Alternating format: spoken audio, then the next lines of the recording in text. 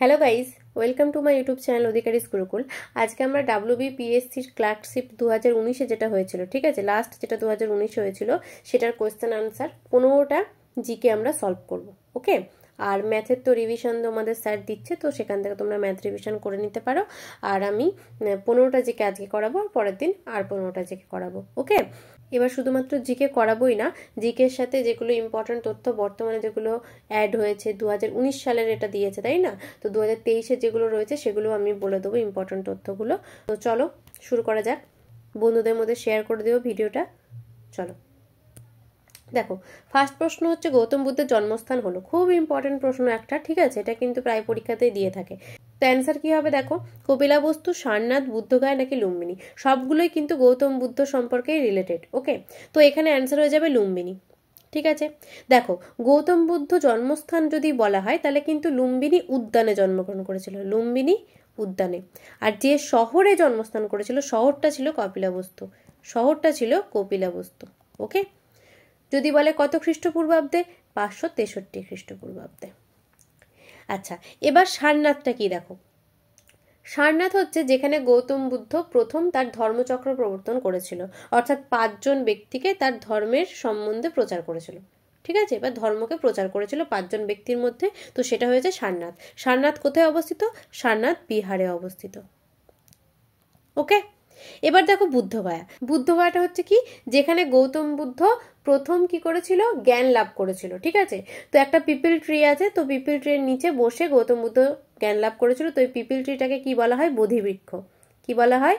বোধি বৃক্ষ, বা বোধি দ্রুম বলা হয়। কি বলা হয়? বোধি দ্রুম বলা হয়। ঠিক আছে, স্থানটাকে কি বলা হয়? সেই স্থানটাকে বলা হয় বুদ্ধগয়া। ওকে, তো চলো তাহলে আমাদের এখানে অ্যান্সার হয়ে গেল লুম্বিনী। পরের কোশ্চেন দেখো, নিম্নোক্ত রাষ্ট্রগুলির মধ্যে কোনটি সার্কের সদস্য নয়? SAARC কত সালে প্রতিষ্ঠিত হয়েছিল সার্ক? 1985 সালে। খুব ইম্পর্টেন্ট, কিন্তু বারবার দেয় পরীক্ষাতে। ঠিক আছে, আর এর হেডকোয়ার্টার কোথায় আছে? হেডকোয়ার্টার রয়েছে কাঠমান্ডুতে, এর হেডকোয়ার্টার রয়েছে কাঠমান্ডু।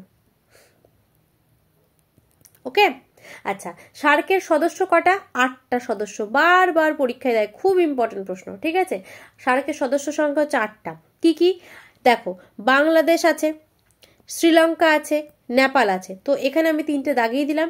আর কি কি রয়েছে? আর রয়েছে আফগানিস্তান, আর কি রয়েছে? পাকিস্তান, আর কি রয়েছে? ইন্ডিয়া। ঠিক আছে, আর কি রয়েছে? মালদ্বীপস। দেখো তাহলে কটা হলো, 1টা 2টো 3টে 4টে 5টা 6টা 7টা, একটা বাদ গেছে। কি বাদ গেছে বলো তো? আর একটা বাদ গেছে, যেটা সেটা হচ্ছে ভুটান। ঠিক আছে, তো এই কটা হচ্ছে সার্কের সদস্য, মোট হচ্ছে 8টা। তাহলে কে সদস্য নয়? তাহলে এখানে অ্যান্সার হয়ে যাবে কি, মায়ানমার সদস্য নয়। চলো পরের প্রশ্ন, নিম্নলিখিত দেশগুলির মধ্যে কোনটি স্বাধীন রাষ্ট্র নয়? অস্ট্রেলিয়া, স্কটল্যান্ড, বেলজিয়াম নাকি স্পেন? এখানে অ্যান্সার হয়ে যাবে হচ্ছে স্কটল্যান্ড। স্কটল্যান্ড কিন্তু স্বাধীন রাষ্ট্র নয়। চলো পরের প্রশ্ন, যে দেশ থেকে S-400 ক্ষেপণাস্ত্র কেনা হচ্ছে সেটি হলো কি? সুইডেন, ব্রিটেন, রাশিয়া নাকি আমেরিকা? এখানে কি হয়ে যাবে অ্যান্সার? এখানে হয়ে যাবে রাশিয়া। রাশিয়ার কাছে মোটামুটি অ্যারাউন্ড 96টা ক্ষেপণাস্ত্র রয়েছে, S-400 ক্ষেপণাস্ত্র রয়েছে। ঠিক আছে, আর এটা রাশিয়া যখন লঞ্চ করেছিল সেটা হচ্ছে কত, 2007 সাল।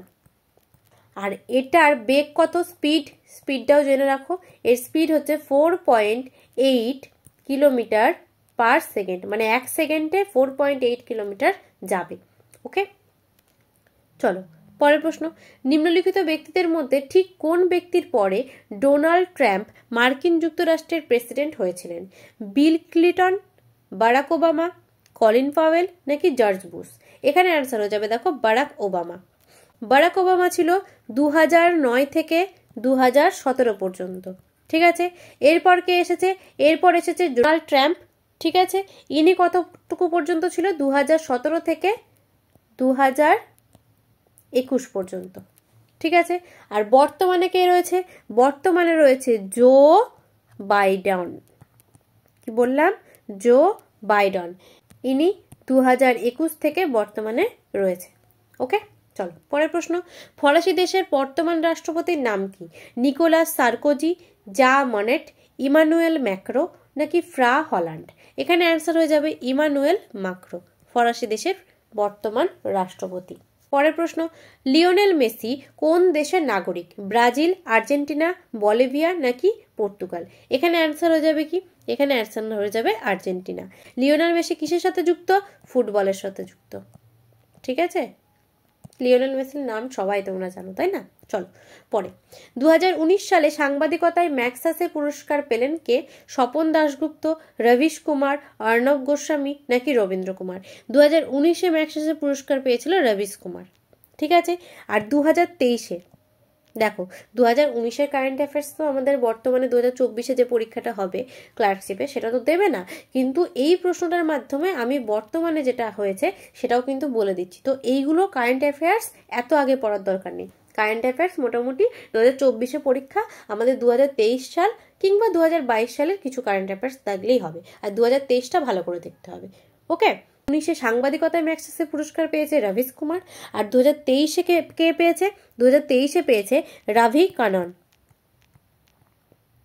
ঠিক আছে, ম্যাক্সাসে পুরস্কার পেয়েছে কিসের জন্য? হেলথ কেয়ারের জন্য। কিসের জন্য বললাম? হেলথ কেয়ারের জন্য। ওকে, চলো পরের প্রশ্ন, নিম্নোক্ত ব্যক্তিদের মধ্যে কাকে 2019 সালে সাহিত্যে নোবেল পুরস্কার দেওয়া হয়? Peter Handke, Bob Dylan, Olga Tokarczuk, Salman Rushdie. 2019-এ সাহিত্যে নোবেল পুরস্কার দেওয়া হয়েছে পিটার হ্যাঙ্কেকে। ওকে, আর বর্তমানে 2023-এ কাকে দেওয়া হয়েছে? 2023-এ দিয়েছে জন ওলাফ ফসকে। কি বললাম? জন ওলাভ ফসকে দেওয়া হয়েছে। ঠিক আছে, তিনি অনেক নাটক ও গদ্য লিখেছে, তো সেটার ক্ষেত্রে 2023-এ এনাকে দেওয়া হয়েছে। চলো পরের প্রশ্ন, বর্তমানে চীনে হংকং ছাড়া আর কতগুলো SAR, এটা এসটা সাফিক্স হবে। ঠিক আছে, তো কতগুলো রয়েছে হংকং ছাড়া? এখানে অ্যান্সার হয়ে যাবে একটি রয়েছে। চলো নেক্সট, নিচে উল্লেখিত দেশগুলির মধ্যে কোন দেশটি 2019-এ ক্রিকেট ওয়ার্ল্ড কাপ জয় করেছে? দক্ষিণ আফ্রিকা, ইংল্যান্ড, নিউজিল্যান্ড নাকি ভারত? এখানে অ্যান্সার হয়ে যাবে কি? ইংল্যান্ড। ওকে, আর 2023-এ কে জিতেছে? 2023-এ কে জিতলো বলো? অস্ট্রেলিয়া, তাই না? ভারতকে কত উইকেটে হারিয়েছে? 6 উইকেটে, তাই তো? পরের প্রশ্ন, 2016 সালে অলিম্পিক গেমস যে শহরে অনুষ্ঠিত হয় সেটি হলো London, Rio de Janeiro, Moscow নাকি মেক্সিকো সিটি? এখানে অ্যান্সার হয়ে যাবে কি? রিও ডি জেনেরোতে 2016 সালে অলিম্পিক গেমস অনুষ্ঠিত হয়েছে। ওকে, দেখো 2024-এ কোথায় হবে? 2024-এ হবে হচ্ছে প্যারিসে। আর 2023-এ কোথায় হয়েছে? 2023-এ পাকিস্তানের লাহোরে হয়েছে।